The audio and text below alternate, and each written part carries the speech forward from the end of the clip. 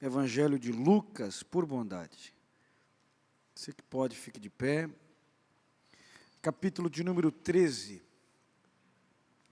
versículo de número 10, até o versículo de número 17. Lucas, capítulo 13, versículo de número 10, até o versículo 17.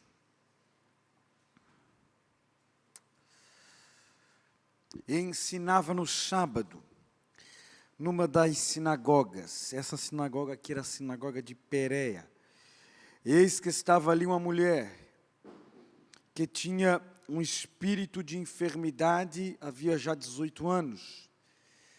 E andava curvada e não podia, de modo algum, endireitar-se. E vendo a Jesus, chamou a si e disse-lhe: mulher, estás livre da tua enfermidade. E impôs as mãos sobre ela, e logo se endireitou e glorificava a Deus.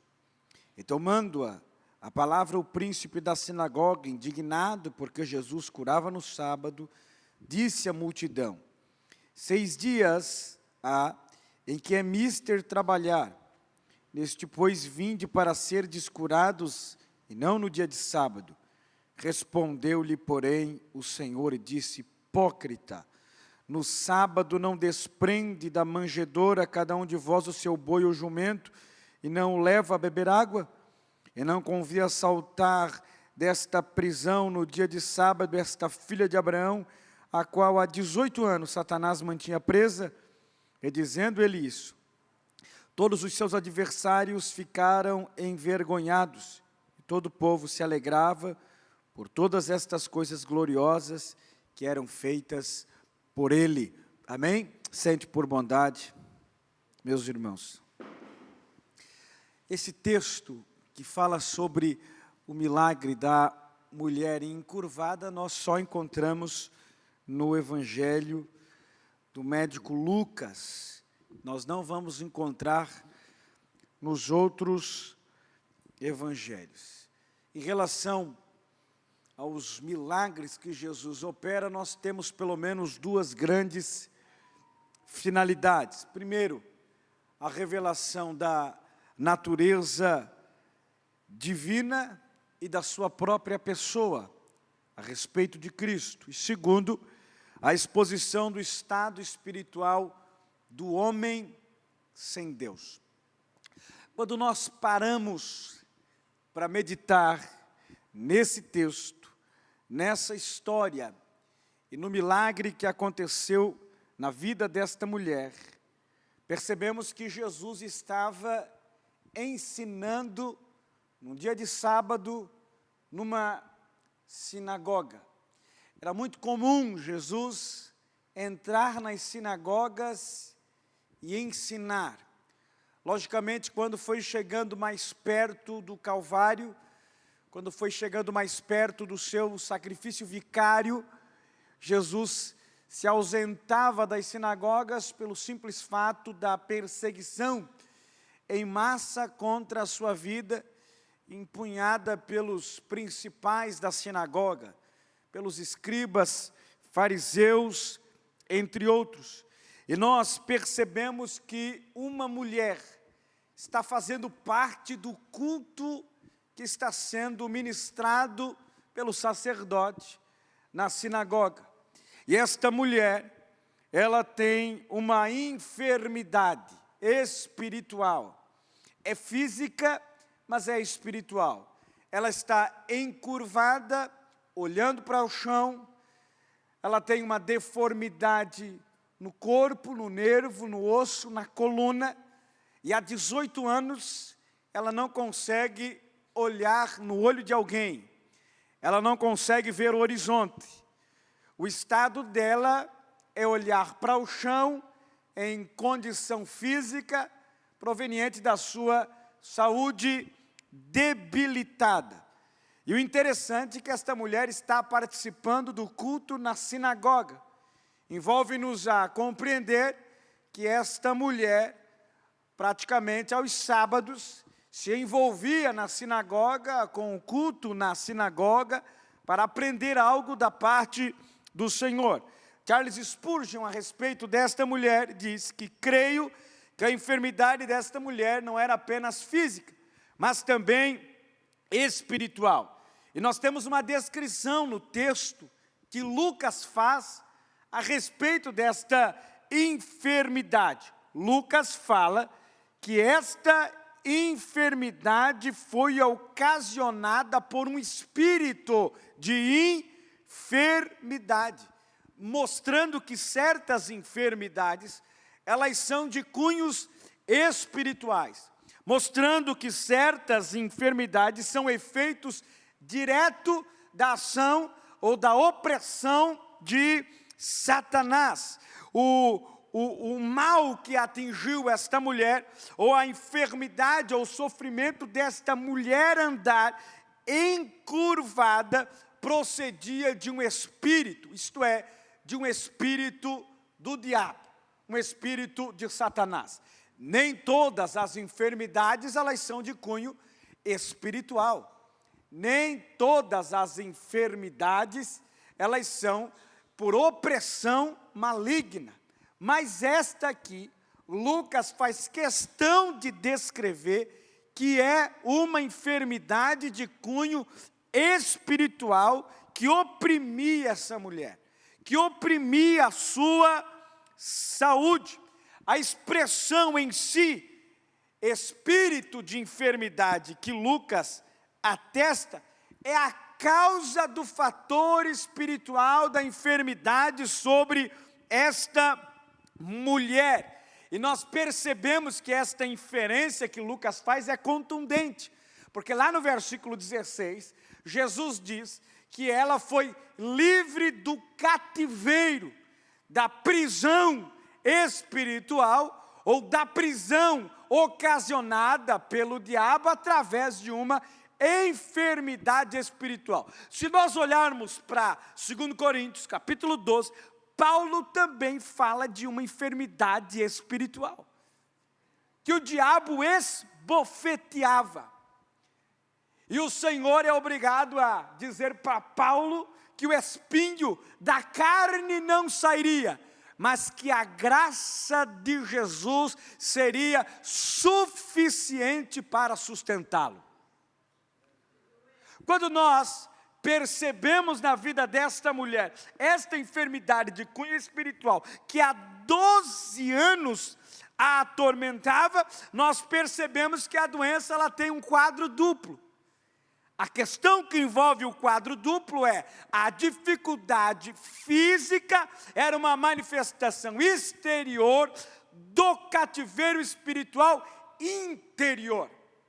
Algo que era visível, mas que ao mesmo tempo era invisível.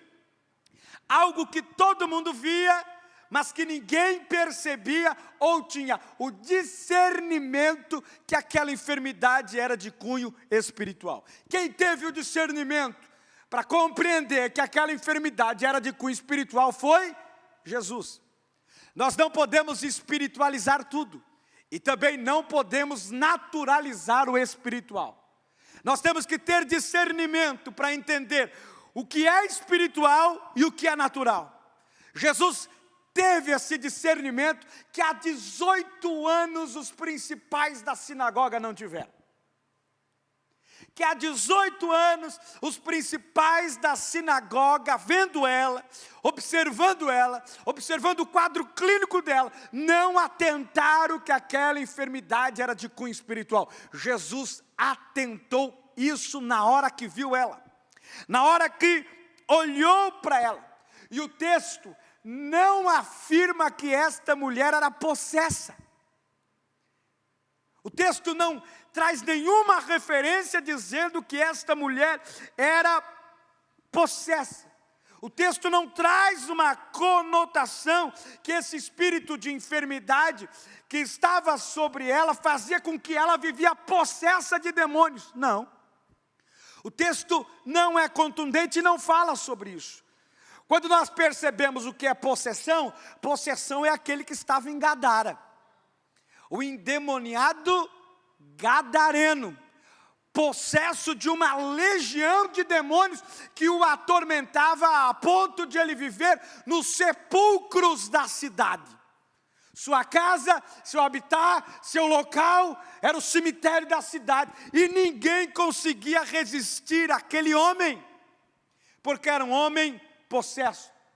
Possessão é aquele menino que o pai levou para Jesus e que os discípulos não conseguiram expulsar o espírito maligno que dominava ele, ao ponto de aquele menino se lançar no fogo. E Jesus repreendeu os seus discípulos dizendo: olha, essa casta de demônios só sai com jejum e oração. E Jesus repreendeu Satanás. Jesus expulsou os demônios.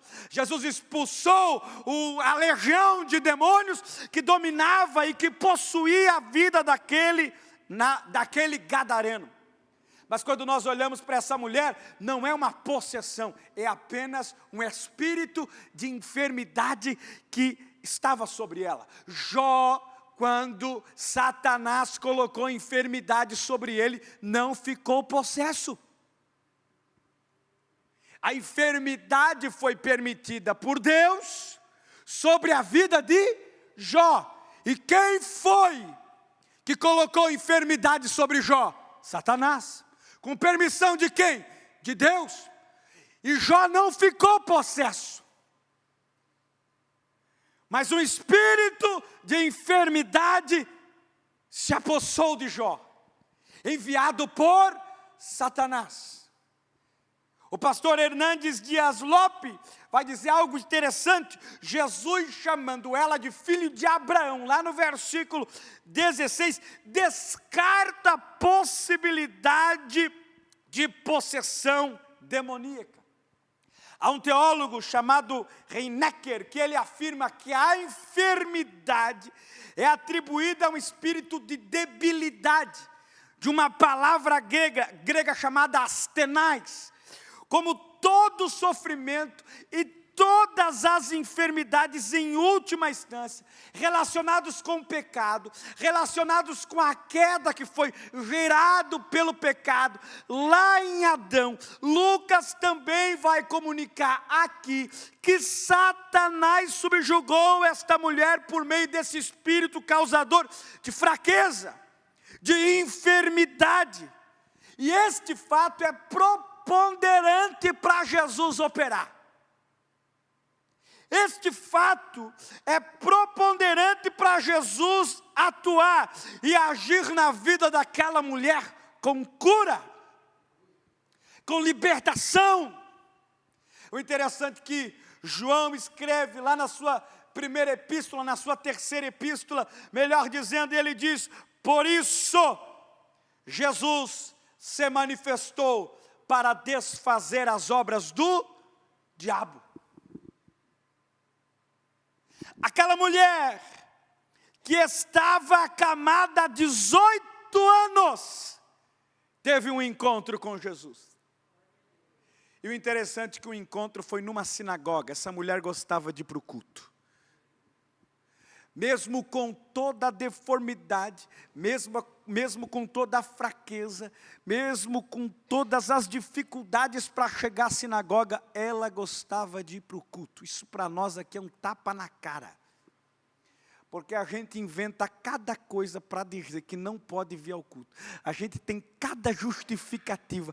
Essa mulher, ela ia para a sinagoga com a cabeça baixa, olhando para baixo, mas ia. Com toda a dificuldade, mas ia. Com toda a dor, mas ia. Hoje uma dor de cabeça faz com que um crente justifique a vinda ao culto. Hoje, bateu o dedo mindinho no pé da mesa, ele enfaixa o pé e diz: não posso, porque quase quebrei o dedo. E essa mulher, ela nos traz um ensinamento. Com todas as dificuldades, meu lugar ainda é na igreja. Com todas as dificuldades, meu lugar é estar no culto, é louvar a Deus, é buscar na sua palavra. Ela não foi à sinagoga para buscar cura, embora ela estava esperando. Porque quem olhou para ela foi Jesus, não foi ela que olhou para Jesus, foi Jesus que olhou para ela. E com todas as dificuldades, ela estava no culto. E Jesus não precisou confrontar e expulsar o demônio, porque não era possessão. Mas ele imediatamente declarou liberdade daquele espírito de enfermidade que estava sobre a vida daquela mulher. Reparei novamente o verso de número 12. E vendo-a, Jesus chamou a si e disse-lhe: mulher, está livre da tua enfermidade. Agora, se nós olharmos para o quadro clínico desta mulher, parecia que este era um caso que envolvia a vida desta mulher, um caso extremo de curvatura da espinha. E a história ainda fica mais triste pelo fato de ela estar há 18 anos desta forma. Ela não nasceu assim. Provavelmente algo aconteceu e ela ficou assim. E há 18 anos ela está sofrendo com essa enfermidade. Há 18 anos as dores são intensas e vão se acumulando dia após dia. Repare que o verso 11 diz: não podia de modo algum endireitar-se. E o interessante é que literalmente quer dizer, e não conseguia se levantar completamente. O texto grego, ele traz duas conotações para esse endireitar-se. Não podia endireitar-se. Primeiro, a primeira conotação, era totalmente incapaz de se levantar. A segunda, não era capaz de erguer-se completamente. Essa doença, ou esta enfermidade, era conhecida no latim como espondilite deformans. E esta enfermidade era fundida nos ossos como uma massa rígida sobre a vida desta mulher. E esta enfermidade, além de trazer uma dor atroz, trazia vergonha. Tem algumas pessoas que têm um calombo aqui, né? Às vezes a velhice, às vezes a forma de andar, às vezes por ter andado muito tempo, né, de uma maneira não adequada, chegou na velhice, cria aquele calombo. Minha avó tinha um calombo. E daí isso causa dores nessas pessoas. Esses calombos causam dores. Agora imagine essa mulher, não era um calombo. Ela andava encurvada. Essas pessoas ainda que têm um calombo, ela consegue olhar para o horizonte, ela consegue olhar para a pessoa. Essa mulher não conseguia olhar nada que estava à sua frente. A única coisa que ela conseguia olhar era o chão. Era pó, era barro, era o pé. Mas ela não conseguia olhar para ninguém. Pensa a dor.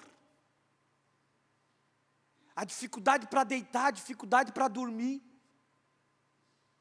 Que envolvia esta mulher, a vergonha, o vexame público.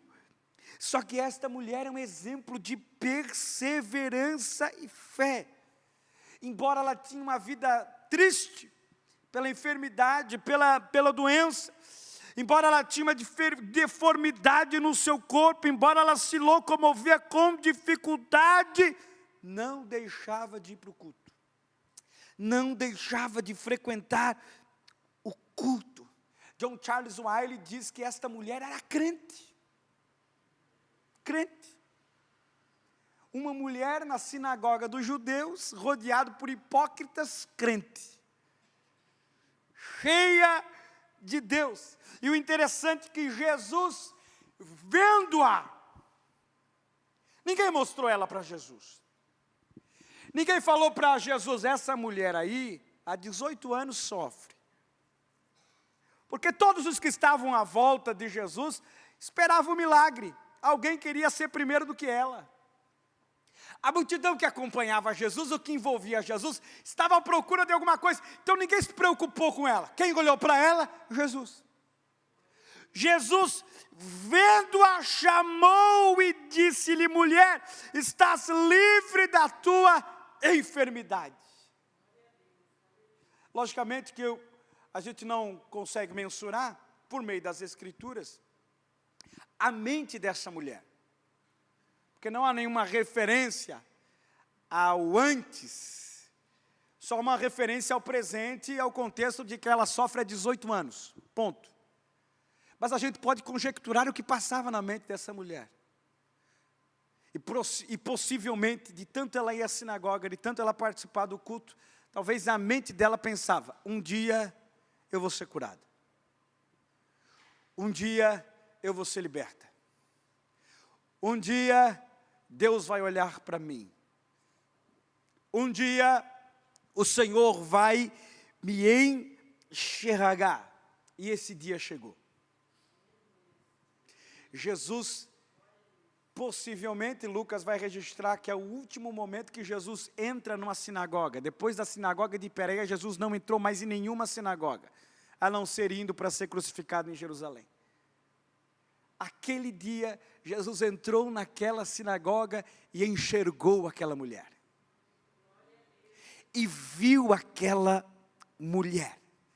E olhou para ela com um olhar de compaixão. E disse para ela: estás livre. Aquela mulher que não havia sido enxergada há 18 anos, agora foi enxergada.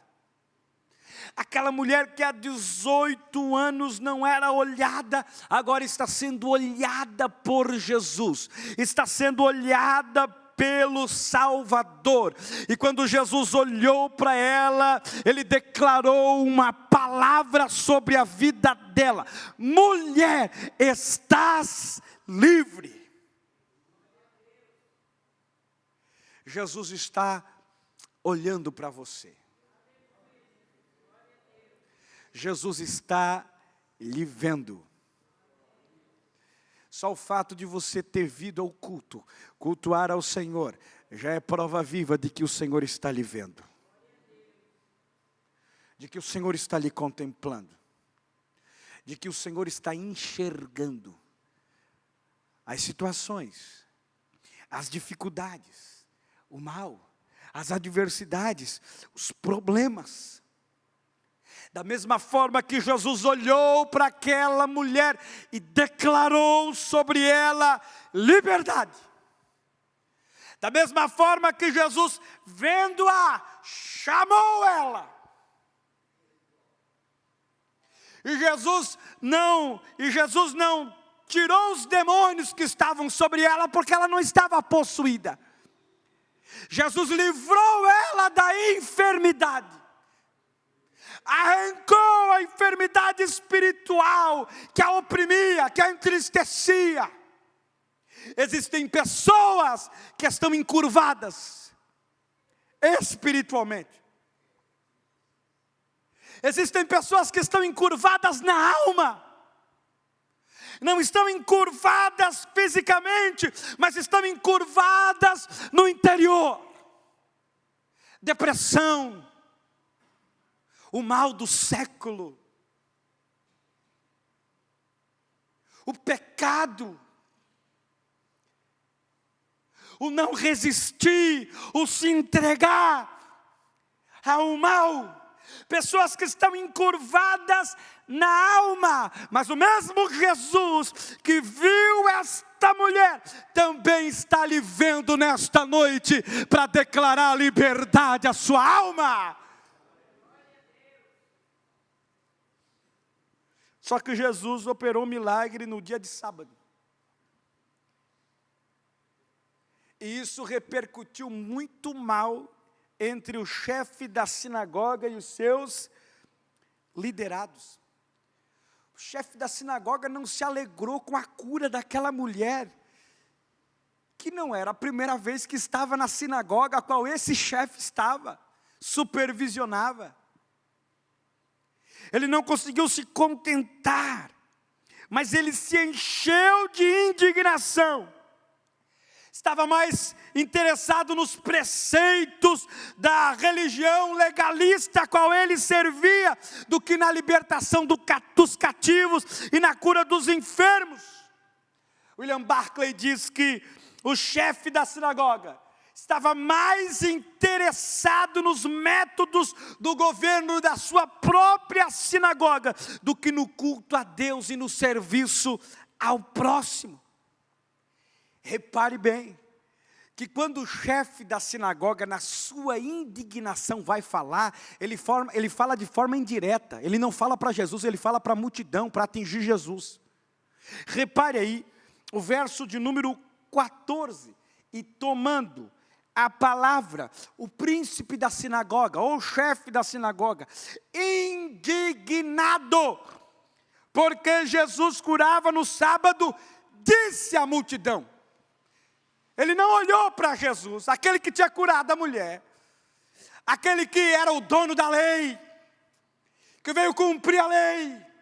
Ele não olhou para Jesus, ele olhou para a multidão, explanou para a multidão, para atingir Jesus de forma indireta. E ele vai dizer à multidão: 6 dias há em que é mister trabalhar. Neste, pois, vinde para ser descurados, e não no dia de sábado. É para essa mulher aí ter vindo de segunda ou de domingo a sexta. Sábado não. Sábado não é dia de trabalho, sábado não é dia de cura. Um chefe da sinagoga, um príncipe da sinagoga, entendido da lei, que era para ter um coração compassivo, cheio de compaixão, e ter se alegrado com a cura daquela mulher, que há 18 anos frequentava a sua sinagoga encurvada, fica indignado, cheio de ódio, cheio de ira. Os rabinos exageravam tanto as proibições do 4º mandamento a respeito do sábado, a ponto de tal gesto de misericórdia de Jesus, a cura desta mulher aflita, ser interpretado como um trabalho. E portanto, proibido ser feito no dia de sábado, sendo que Jesus já tinha dito que até do sábado ele é Senhor. Mas eles eram tão ignorantes, eram tão cegos, que eles não conseguiam enxergar em Jesus o Filho de Deus. E enxergavam apenas as suas tradições, seus legalismos. Não conseguiam ver as aflições do povo que enfrentava as sinagogas no sábado, encurvado, doente, enfermo. E olhavam apenas para as tradições. Olhavam apenas para as suas próprias leis. Warren Wiersbe diz que o cativeiro no qual o chefe da sinagoga se encontrava era pior do que a daquela mulher. Porque aquela mulher frequentava a sinagoga para aprender. Aquela mulher, ela circulava pela sinagoga para aprender a respeito da lei de Deus. Aquele príncipe da sinagoga não. Aquele príncipe da sinagoga chefiava a sinagoga por mera tradição, de observar apenas suas tradições. Ele era mais enfermo do que aquela mulher. Existem crentes que há anos vivem na igreja e estão enfermos, que quando alguém aceita Jesus e Deus começa a usar, ele está tão enfermo espiritualmente que ele diz: começou ontem e já está sendo usado. Começou ontem e Deus já está fazendo a obra. Começou ontem e já está uma tocha. Está há 30 anos na igreja enfermo. É um tradicionalista débil, um religioso contumaz, que está na igreja apenas para obedecer costumes e tradições, que não consegue observar a aflição do próximo. não consegue observar a aflição daquele que está em agonia. Mas Jesus olhou. Mas Jesus viu. E a atitude desse chefe, eu estudando sobre isso, vai remontar em pelo menos 4 atitudes que este homem teve, e se concentra muito no meio ministerial, no meio eclesiástico. Primeiro, muitas vezes, alguém é contrário àquilo que é bom porque não é feito do seu modo. Se não é feito como eu quero, não é válido. Se o milagre não foi por minhas mãos, pela mão dos outros, não pode ser.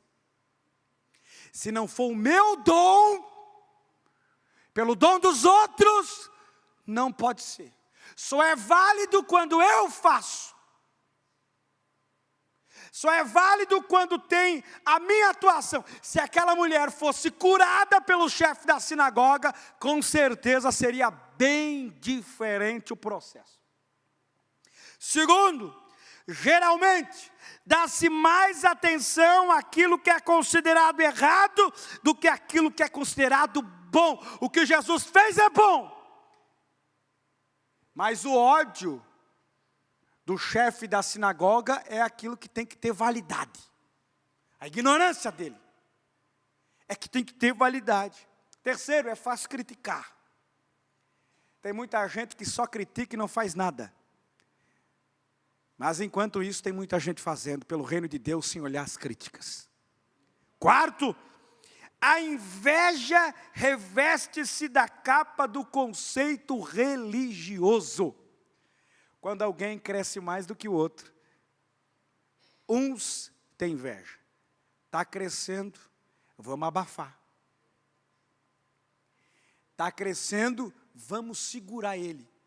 Isso acontece muito na vida de pastor que não entendeu a respeito do reino. Está filmando aí, né? Está filmando aí, me filma aqui. Eu gosto disso, né? Eu sempre quis fazer um negócio desse, filma bem a minha cara aqui. Nós, pastores, fomos chamados para pastorear o rebanho e fazer com que aqueles que estão à nossa volta cresçam. Quando alguém crescer, até mais do que você, glorifique a Deus pela vida deste que está crescendo.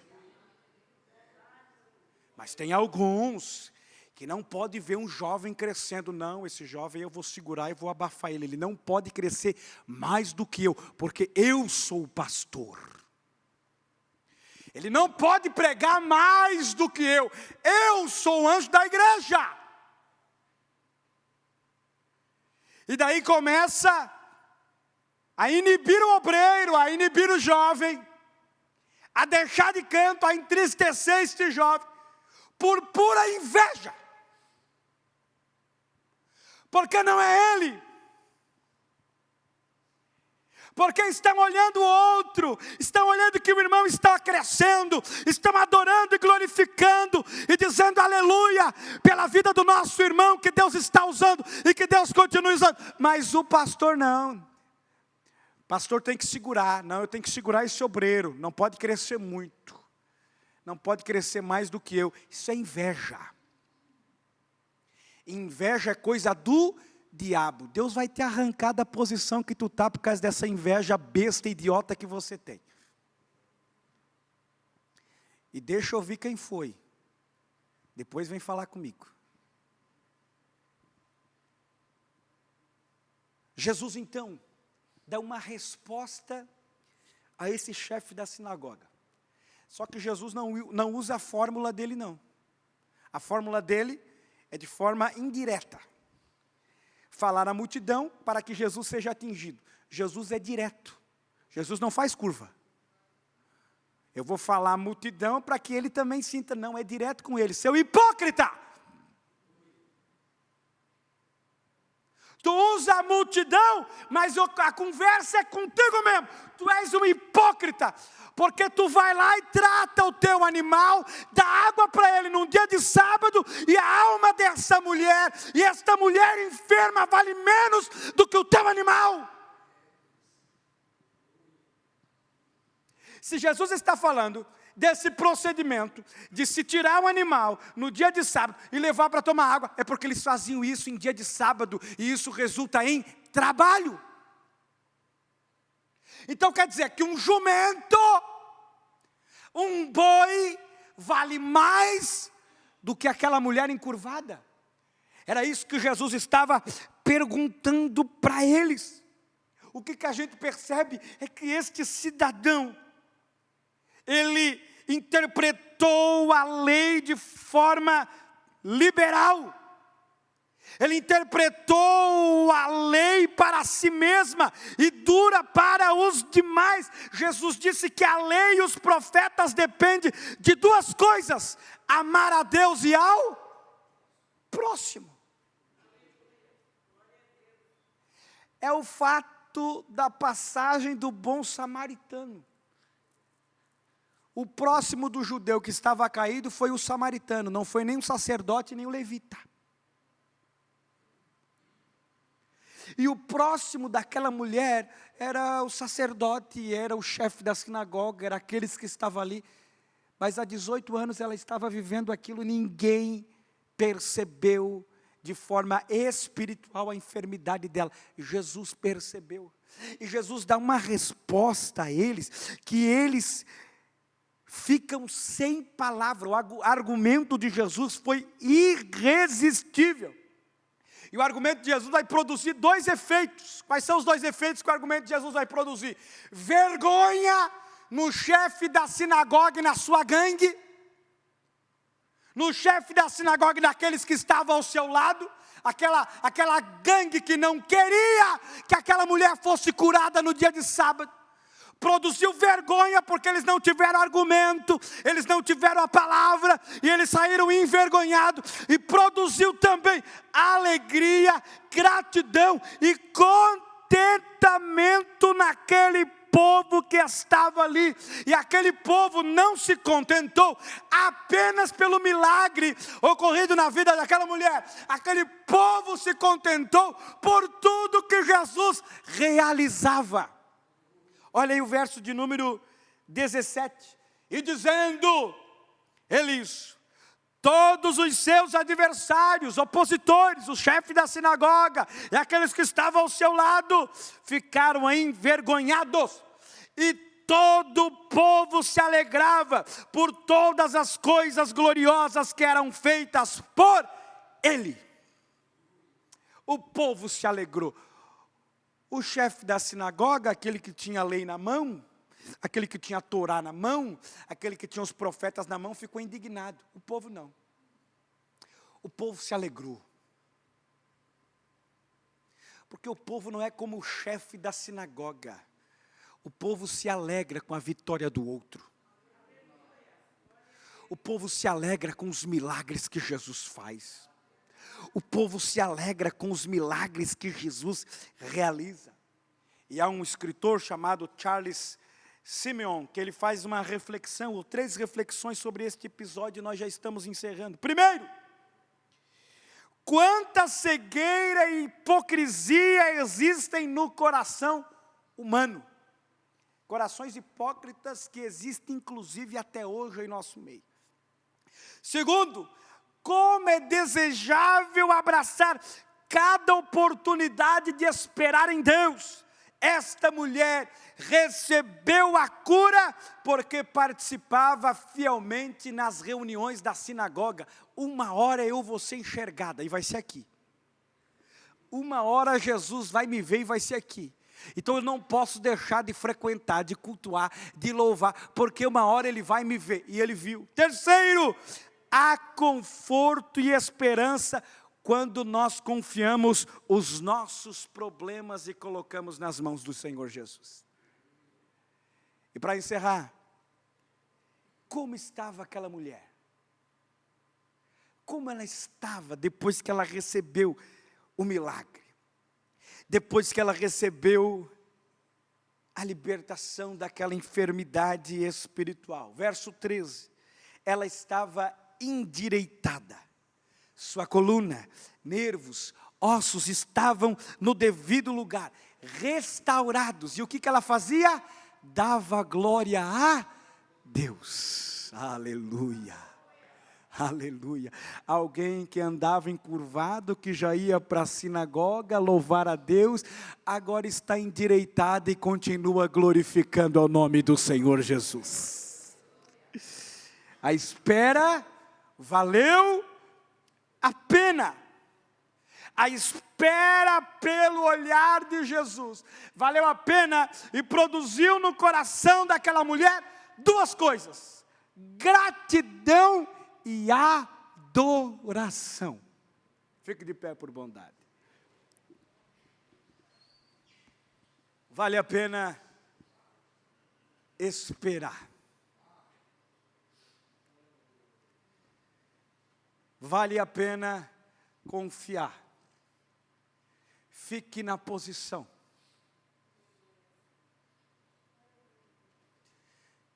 Fique no lugar. Porque uma hora Jesus olha. Vendo-a, chamou. Não foi ela que chamou Jesus, foi Jesus que chamou ela. Vendo-a, chamou. Mulher, estás livre. Mas aquela mulher era perseverante. Não deixava de estar no culto. Não deixava de participar das reuniões na sinagoga para aprender a Deus, para aprender a palavra de Deus. Aquela mulher tinha fé, embora encurvada, triste, abatida, olhando para baixo. Mas na mente dela, imaginando, pensando a respeito da vida dela, ela dizia: uma hora eu vou me endireitar. Uma hora os ossos, os nervos, a coluna vai para o lugar. Eu não nasci assim. Isso aconteceu. Mas uma hora Jesus vai olhar para mim e vai dizer: mulher, estás livre. Mulher, estás curada. Em nome de Jesus. Em nome de Jesus. Eu creio no poder do nome de Jesus. Eu creio na autoridade do nome de Jesus, que está liberando uma palavra sobre você nesta noite, está dizendo: homem, mulher, estás livre, estás curado, estás tocado por mim, estás tocado pelo meu nome, estás tocado pelo meu poder. Aleluia. Deixa eu orar por você nesta noite. Orar pela sua alma. Talvez haja alguém que deseja entregar a vida para Jesus. Se tivermos alguém, levante sua mão. Não sei se todos são evangélicos, todos servem a Deus, todos glorificam o nome de Jesus. Mas se tivermos alguém que deseja, levante sua mão. Não temos ninguém, então deixa eu orar por você. Orar por você. Quem sabe o seu problema não é estar encurvado fisicamente, mas talvez a alma, talvez o coração, talvez a família, talvez coisas que estão tirando você do foco que é Jesus, estão encurvando você. E o teu olhar não é mais para a cruz, não é mais para Jesus, não é mais para o sangue, mas o teu olhar tem sido para o chão. Mas nesta noite Jesus quer endireitar isso. Trazendo perdão, trazendo alívio, trazendo cura para a alma. Perdão para os pecados. Libertação para a sua vida. Eu sirvo a Deus há tantos anos, pastor, mas eu estou curvado. Eu estou curvada. Eu venho aos cultos, mas eu estou curvado. Hoje é o dia de Jesus endireitar você. Hoje é o dia de Jesus te endireitar espiritualmente, emocionalmente, mentalmente. Hoje é o dia de Jesus dar um norte e de você conseguir olhar o horizonte e contemplar o sangue que te purifica de todo pecado e contemplar o rosto de Jesus trazendo cura para a tua alma, trazendo endireitamento para a tua fé. Feche os teus olhos onde você está. Deixa eu orar por você nesta noite. Pai, nós oramos. Nós cremos em Ti, nós cremos na Sua palavra, nós cremos no Teu agir, nós cremos na Sua voz, nós cremos no Teu poder, nós cremos que o Senhor está vendo. Tua palavra diz que os Teus olhos contemplam os fiéis da terra. O Senhor não tosqueneja, não dorme, mas está atento, percebendo, vendo, contemplando. E aqui tem um povo que crê na Tua palavra. Aqui tem um povo que crê nas Tuas promessas. Aqui tem um povo que crê na revelação da Sua palavra. E que está acreditando que Tu podes curar. E que está acreditando que Tu podes trazer liberdade. E que está acreditando que Tu podes livrar, que Tu podes perdoar, que Tu podes endireitar esta vida encurvada. Aqui tem um povo que crê no Teu poder, que crê no Teu agir, que crê na Tua cura, que crê nos Teus milagres. E nós cremos em Ti, em nome de Jesus. Amém.